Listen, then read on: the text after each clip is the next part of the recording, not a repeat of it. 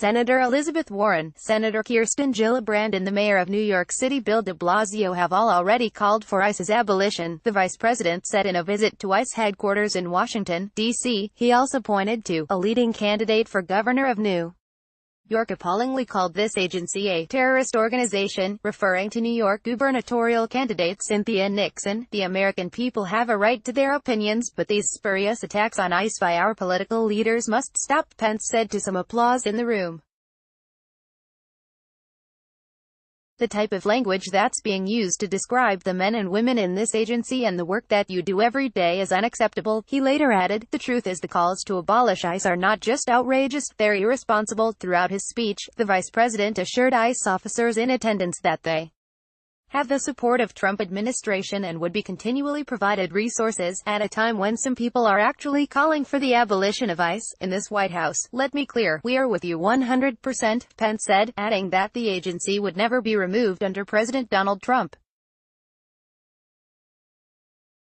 Pence argued that dismantling the agency would lead to more violent crime, more gangs like MS-13, more drugs in the country, and increased human trafficking. ICE has been a target of public outrage for enforcing the Trump administration's zero-tolerance immigration policy at the border and separating parents from their children in order to criminally prosecute them for illegally entering the U.S. The administration has stopped the practice of family separations and has been attempting to reunite families. After his speech Friday, Pence was asked by a reporter if child separation was a Christian thing to do. He did not answer the question. Pence traveled to Central and South America at the end of last month, and participated in a multilateral meeting in Guatemala City with leaders from El Salvador, Honduras and Guatemala, all countries who have seen a number of their citizens recently attempt to legally and illegally immigrate to the U.S.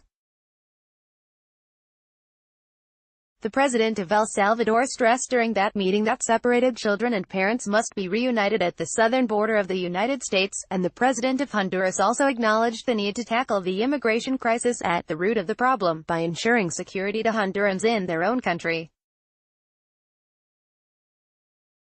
In his remarks to the group, Pence emphasized a mutual respect of borders and sovereignty, and insisted that the exodus must end.